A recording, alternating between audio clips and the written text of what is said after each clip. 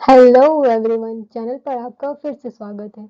तो आज हम कर रहे हैं जो भी हमारा हिस्ट्री का कोड है, इम्पोर्टेंट हिस्ट्री का कोड है, जैसे कि 101 हो गया, 102 हो गया, 104, 105, 106 एंड 107। इसकी जितनी भी हमने कोड वाइज ले रखी है कि इम्पोर्टेंट टॉपिक्स हैं उसके बारे में हम डिस्कशन करेंगे, ठीक है। तो हमारा जो आज का कोड है वो 106 है, जिसमें है हमारा हड़प्पा सभ्यता है। दूसरा वैदिक समाज है, बौद्ध जैन आंदोलन है, वर्ण एवं जाति व्यवस्था है, औपनिवेशिक काल में जातियां और जनजातियां हैं, ठीक है। तो इतनी सारी चीजें हैं।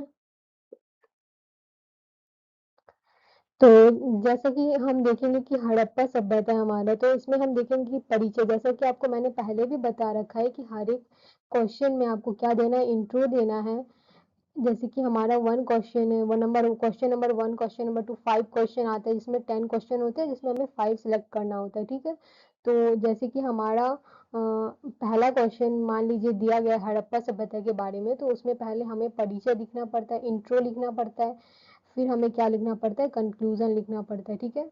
तो हम बात करेंगे परिचय की, जिसमें हड़प्पा सभ्यता विश्व की प्राचीन नगरीय सभ्यता में से एक थी। इसका विकास लगभग 2600 ईसा पूर्व से 1900 ईसा पूर्व के बीच हुआ था। इसका नाम प्रथम खोजे गए स्थल हड़प्पा के आधार पर रखा गया था। यह सभ्यता मुख्यतः सिंधु नदी और इसकी सहायक नदियों के क्षेत्र में फैली हुई थी। इसमें प्रमुख स्थल हम देखेंगे, हड़प्पा है, मोहनजोदाड़ो है, धौलावीरा, लोथल, कालीबंगान, राखीगढ़ी। प्रमुख विशेषताएं आप देख सकते हैं इसकी। उसके बाद हम देखेंगे आर्थिक जीवन। आप देख सकते हैं धार्मिक जीवन, पतन के कारण निष्कर्ष। निष्कर्ष मैंने बताया कि आपको निष्कर्ष ऐड करना ही है। तो हम निष्कर्ष में देखेंगे हड़प्पा सभ्यता भारतीय उपमहाद्वीप की प्रथम विकसित नगरीय सभ्यता थी, जिसने नगर नियोजन, व्यापार, शिल्प और सामाजिक संगठन के क्षेत्र में महत्वपूर्ण उपलब्धियां प्राप्त की थी, ठीक है। हमारा जो 106 का है अगला टॉपिक है हमारा वैदिक समाज है, ठीक है, जिसमें हम देखेंगे परिचय।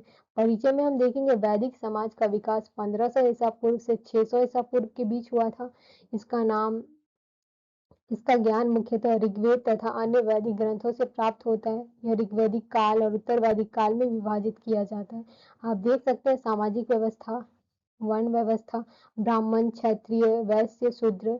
आगे देखेंगे हम स्त्रियों की स्थिति, आर्थिक जीवन, धार्मिक जीवन, राजनीतिक व्यवस्था, निष्कर्ष।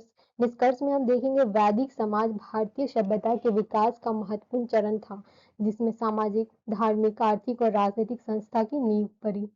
आगे देखेंगे हम बौद्ध जैन आंदोलन, जिसमें हमारा परिचय है बौद्ध धर्म, प्रसिद्ध प्रमुख सिद्धांत। आगे देखेंगे हम जैन धर्म है, उसी प्रकार से हमारा बौद्ध जैन आंदोलन का महत्व। निष्कर्ष में हम देखेंगे बौद्ध एवं जैन आंदोलन प्राचीन भारत के महत्वपूर्ण धार्मिक सामाजिक सुधार आंदोलन थे, जिन्होंने समानता, अहिंसा और नैतिकता को बढ़ावा दिया था, ठीक है। हम आगे देखेंगे जो हमारा 106 का है तीसरा टॉपिक इम्पोर्टेंट है, वो है वर्ण एवं जाति व्यवस्था, जिसमें परिचय देखेंगे हम, वर्ण व्यवस्था देखेंगे, उसके बाद विशेषता देखेंगे। आगे जाति व्यवस्था में हम देखेंगे उनकी विशेषताएं, महत्व का एवं प्रभाव, सकारात्मक पक्ष, नकारात्मक पक्ष।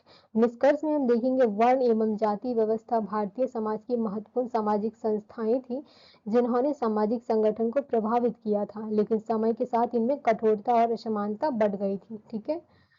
आगे देखेंगे हम औपनिवेशिक काल में जाति और जनजातियां। परिचय देखेंगे, जातियां, जनजातियां।